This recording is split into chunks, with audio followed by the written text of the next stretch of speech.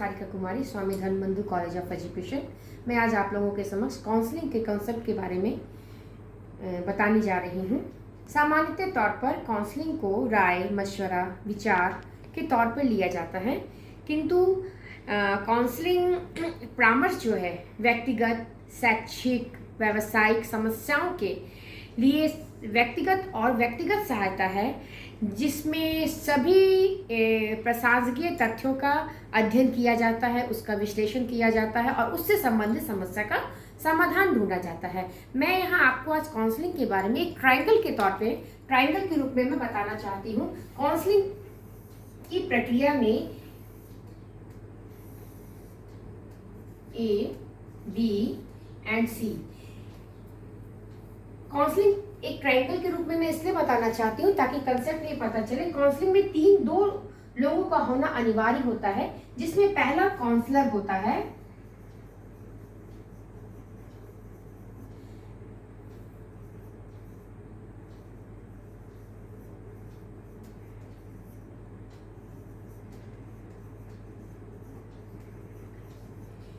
Counselling एक प्रक्रिया है और ये जो प्रक्रिया है वो बिहेवियर प्रोसेस है। इसमें कम से कम काउंसलिंग की प्रक्रिया में दो लोगों का होना अनिवार्य होता है।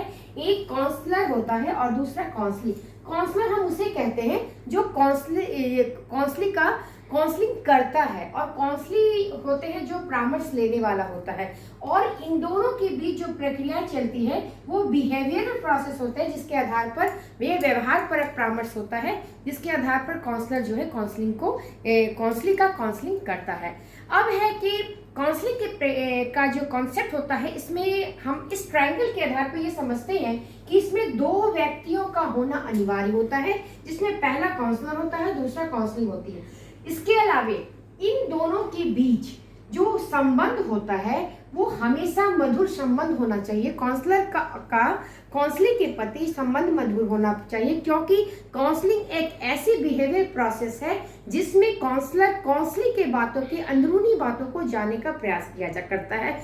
और काउंसलिंग तब तक अपनी बातों को काउंसलर के सामने नहीं रखता जब तक उसे ये नहीं पता होता है, उसे विश्वास जीतना पड़ता है काउंसलर को। और जब काउंसलर विश्वास जीत लेता है तब काउंसलिंग होता है जो है वो अपनी बातों को काउंसलर के पास रखता है।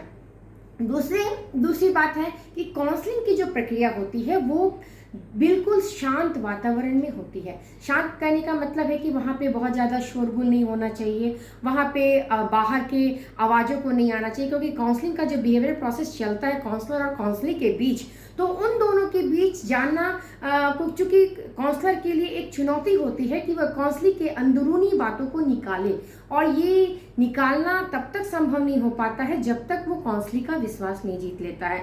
और काउंसलिंग की जो प्रक्रिया होती है वो एक समय करके खत्म नहीं होता है। काउंसलिंग की प्रक्रिया लंबे समय तक चलती है, और ये प्रक्रिया तब तक चलती है जब तक कि वो काउंसलिंग के अंदरूनी बातों को नहीं जान लेता है। इसके अलावा काउंसलिंग की प्रक्रिया में काउंसलर को काउंसलिंग की अभिवृत्ति, उसके एटीट्यूड, मनोवृत्ति, उसका इंडिविजुअल डिफरेंसेस, ये जितने साइकोलॉजिकल टर्म है जिसके आधार पर हम किसी भी व्यक्ति का या जो काउंसलर है वो काउंसलिंग का उस पर अध्ययन करता है, जिसके आधार पर और उसके अनुरूप उसकी समस्या को जानकर उसके आधार पर उसका समाधान ढूंढने की कोशिश करता है।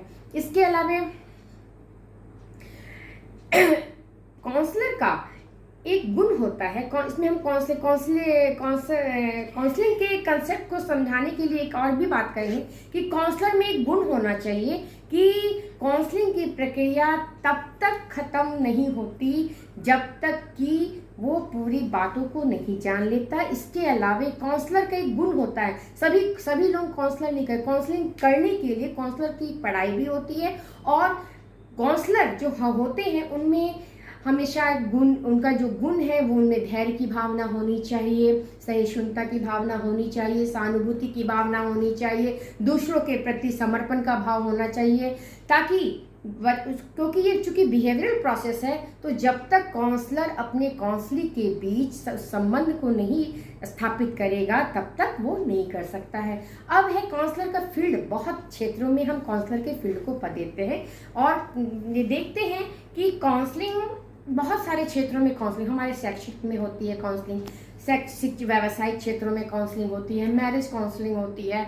और बहुत सारे जैसे हम चूँकि मैं एजुकेशन से रिलेटेड हूँ तो मैं ये बताना चाहती हूँ कि एजुकेशन में काउंसलिंग का क्या इम्पोर्टेंस है।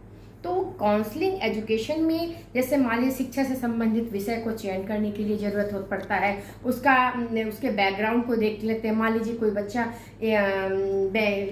उसका बैकग्राउंड बहुत अच्छे नहीं है, मतलब पढ़ाई का बैकग्राउंड, और वो बहुत अत्यंत मेडिकल की कोशिश तैयारी या मेडिकल के क्षेत्र में जाना चाहता है, तो वैसी स्थिति में क्या होता है, अगर वो बार बार उसकी तैयारी करे और वो नहीं कर पाता है तो वैसी स्थिति में उसमें काउंसलिंग की जरूरत पड़ती है और वो उसके लिए वो एजुकेशन काउंसलिंग के लिए जाता है। इसी तरीके से मैरिज काउंसलिंग है।